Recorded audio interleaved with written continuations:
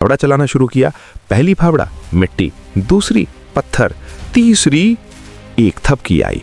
धातु पर फावड़ा लगने की आवाज, सबके दिल की धड़कन रुक गई। फिर धीरे धीरे नीली प्लास्टिक की बोरी सामने आई।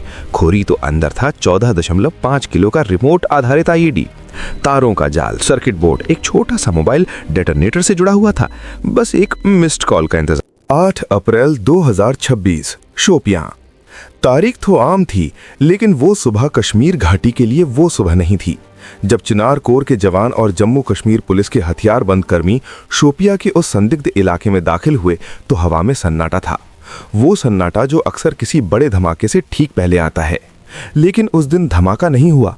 उस दिन सुरक्षा बलों ने इतिहास का एक ऐसा आईईडी बरामद किया जिसने हर किसी की रूह कंपा दी।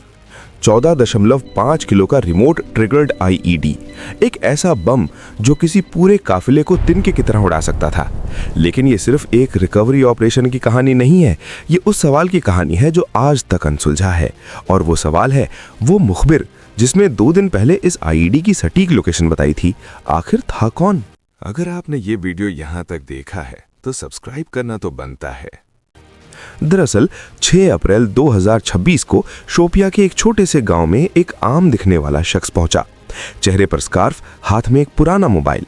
उसने गांव के बाहर खड़े एक पुलिस कांस्टेबल से कहा, मुझे चिनार कोर से बात करनी है, मेरे पास ऐसी जानकारी है जिससे 100 से ज्यादा जानें बच सकती हैं।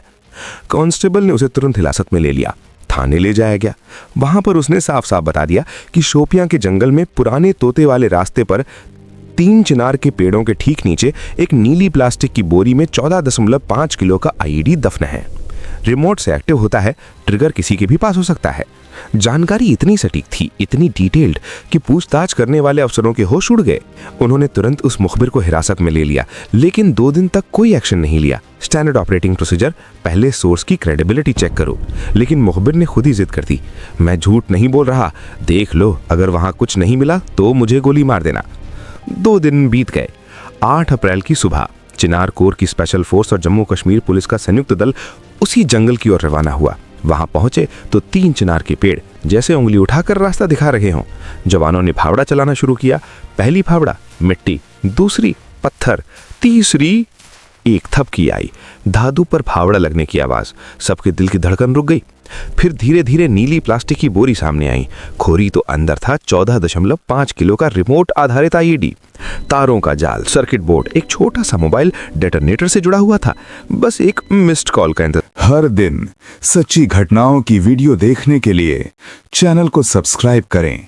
मिस्ड कॉल का इंतजार था। बम डिफ्यूज किया गया, रिकॉर्ड बनाया गया, प्रेस रिलीज हुई। चिनार कोर और जम्मू कश्मीर पुलिस ने बड़ी साजिश नाकाम की। 14.5 किलो आईईडी बरामद। लेकिन प्रेस रिलीज में वो नाम नहीं था जिसके कारण ये सब मुमकिन हुआ, वो मुखबिर। क्योंकि अब सबसे बड़ा सवाल ये था, उसे इतनी डिटेल जानकारी कैसे थी? 2 दिन पहले उसने जो बताया वो बिल्कुल एग्जैक्ट था, मानो उसने खुद वो बम गाड़ा हो या फिर उसने उसे गाड़ते हुए देखा हो। जांच शुरू हुई। मुखबिर का नाम, पता, पहचान सब कुछ गोपनीय रखा गया। केवल 3 लोग जानते थे, एक चिनार कोर का सीनियर अफसर, एक पुलिस ऑफिसर और इंटेलिजेंस ब्यूरो का एक अधिकारी। और ये तीनों एक ही नतीजे पर पहुंचे, ये आदमी कोई आम मुखबिर नहीं था, ये तो प्रोफेशनल खिलाड़ी था। लेकिन फिर अगले दिन वो मुखबिर गायब हो गया। कैसे? कस्टडी से या फिर उसे रिहा किया गया? कोई नहीं जानता। बस इतना पता चला कि उस रात किसी ने उसकी कस्टडी के कागजात गलती से चला दिए। अब ना कोई नाम, ना कोई रिकॉर्ड, ना कोई फोटो, बस एक चेहरा जो हर किसी की याद से धुंधला होता जा रहा था। और तब सबसे घातक संभावना सामने आई, कहीं वो मुखबिर रॉ का एजेंट तो नहीं था।